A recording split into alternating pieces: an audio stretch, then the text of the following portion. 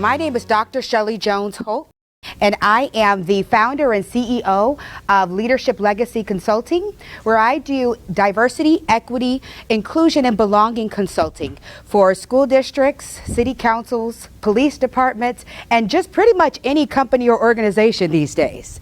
And let's just say I've been very, very, very busy. I'm also the founder and CEO, along with my amazing husband, of Family Legacy 5 nonprofit, of which we do Leadership Legacy Academy. We provide courses for folks on family leadership and, of course, some stuff on some diversity, equity, and inclusion. Why am I telling you this? Well, the reason is because I want you to understand how I came to be in that position. You see, I am the descendant of my ancestors who were the survivors of the Middle Passage. Did you hear me? I said the survivors of the Middle Passage. And so I come from a legacy and a culture that is brilliant and beautiful. But I didn't always know that. It took my family, especially my father, to help me understand who and what I am, and to be comfortable walking and talking and being in my own skin. You see, I am my daddy's daughter. I am a daddy's girl through and through. And when he passed on September 19th, 2016, I literally thought my world was totally over. I'm done, right? I'm sitting up here like trying to just figure out what am I going to do next? Because I talked to my daddy every single morning on my way to work. It was like clockwork. You get in the car, you go to work, let me call daddy. And he talked me to work every single day for 16 years as I was in the school system. So what do you do when the one person that you have to really hold you tight leaves you? You have to go back to everything that they've put in you and told you about yourself. You see, I had to remember that I am the descendant of the survivors of the Middle Passage. And he did exactly what he was supposed to do for me as a young woman. So as I founded companies and such and decided to take on this work of diversity, equity, inclusion, and belonging, I had to figure out exactly who I am within that work. You see, I started out doing this work because I believe in education. I believe in the school system.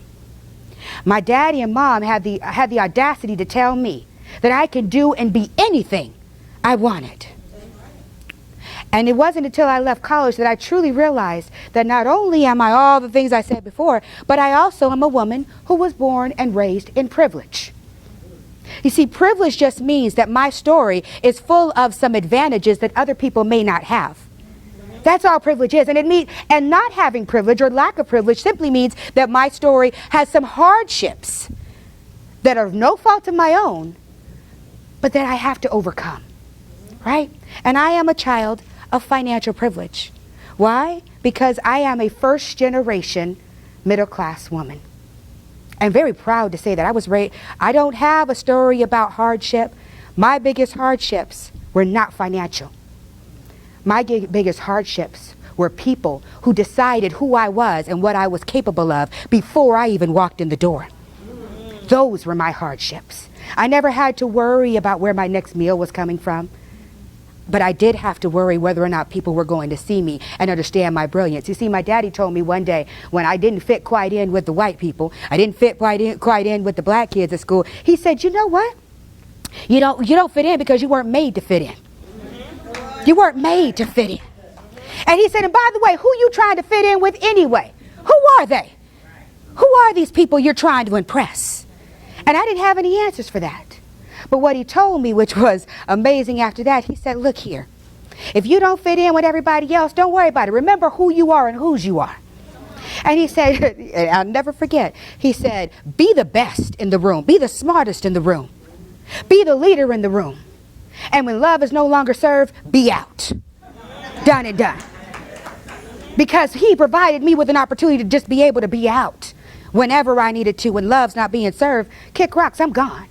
I'm on to the next opportunity. Why? Because I have a bachelor's degree from UC Berkeley. I have a master's degree from Sac State. I have a doctorate from USC. I am a black woman that speaks Spanish in America. There is no door that is closed for me. My daddy told me that.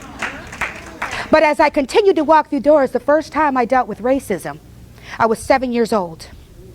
I was 7 years old, and you remember back in the day when you used to take the attendance up to the office, like getting chosen to take the attendance up was like a big thing, right? And you run up to the office, and you're like, here you go. And I happened to be at a Catholic school because my parents believed that the Catholic school was going to provide a better education than the public school. They found out real quick. As the nuns looked at me and said, hey, negrita, habla español, habla, por favor.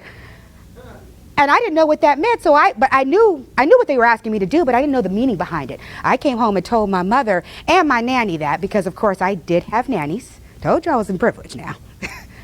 And that was the first time I had seen my parents be very upset about something, and they never explained to me what the word negrita meant. I still didn't know what it meant, but I knew it was bad. The next time this happened to me was in high school. In high school, I went to the counselor, and I'm in my junior year. And yes, I've always walked with this level of confidence. And yes, it intimidates, I don't know, everybody, and that's okay. That's your problem, not mine. I always say, so sorry, but not sorry.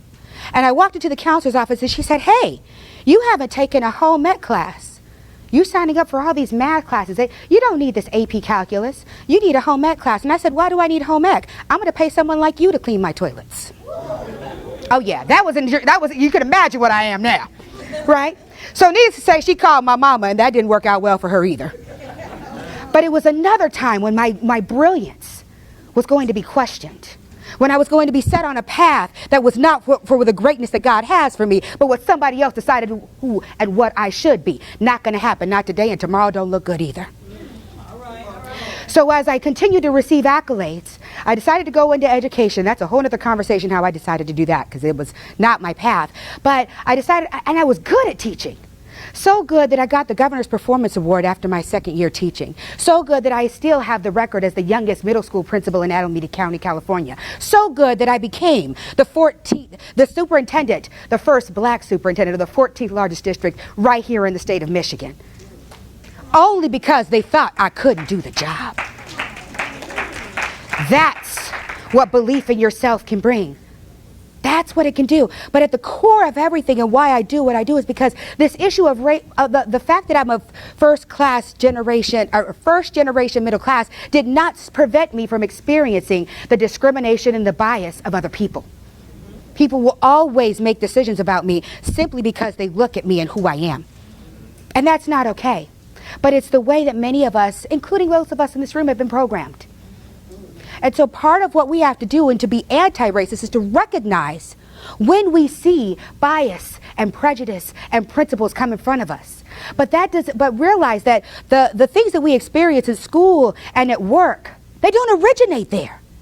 They originate at home. All right. They originate at home. And where the strength comes to overcome that originates at home. You see, my daddy and my mother taught me something about family leadership. And yes, they did tell me to go to school, get a job, and, do all of that. And that's one part of family leadership. But if you don't mind, I'd like to tell you the other 4 parts of family leadership that we all can instill in our children and take our children back. You see, as a principal and a superintendent, I constantly had parents coming into me with all kinds of issues. When you're the assistant principal or the principal, you deal with, yes, all the great stuff, but all the problems too. And every year, like clockwork, at least 3 to 5 times a year, I had to deal with, that one kid called that other kid out their name, and I had to make that call. Hey, how you doing? So-and-so called someone the N-word. So-and-so called someone the C-word or the R-word. You know what? Pick one. And so I would call 2 sets of parents usually, and the response was always the same. I can't believe it. I don't know where they got that language. And me going, mm-hmm. And then my next statement will be, and by the way, once we asked him about it, he lied about it. Don't know where he got that either, do you? Just checking. Just checking. Constantly, this same conversation kept coming up, right? And so what I realized is that if we are going to lead our families what we have to do is understand the other 4 parts. You see, the other 4 parts that we're going to interrupt institutional racism and in order to interrupt the biases that we all naturally carry. And there's nothing wrong with them if they're checked. It's when they're unchecked that there's a problem.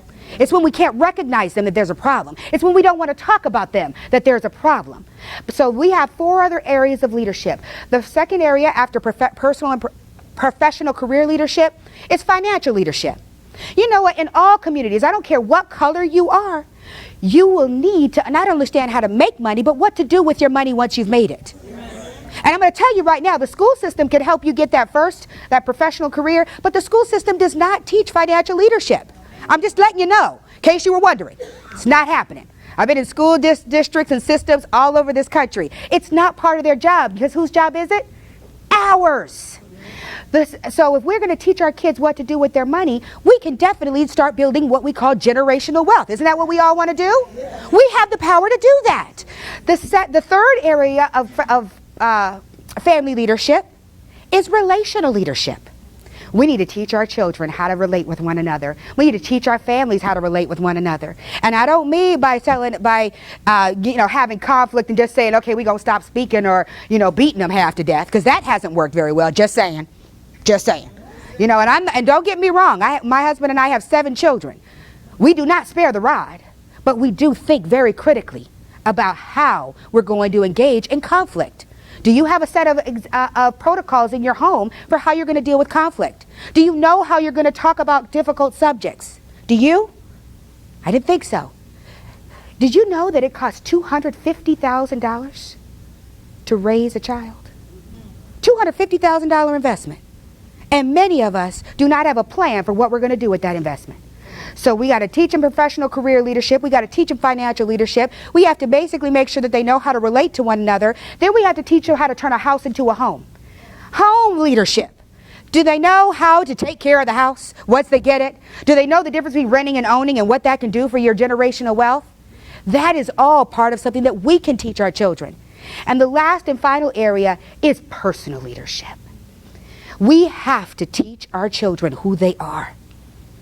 We have to teach them about a higher power. And when I say personal leadership, again, not based on social constructs, but if you are white, you have a culture. And white is not a culture. If you are black, you have a culture. Black is not a culture. I hate to break it to you, it's not. We come from the Isles of West Africa. We come from a rich culture of kings and queens. Are we teaching that to our children? If you identify as white, are you teaching them about your German, Polish, Swedish, Irish culture? Or are you teaching them about whiteness? That's 2 different things. That's 2 different things.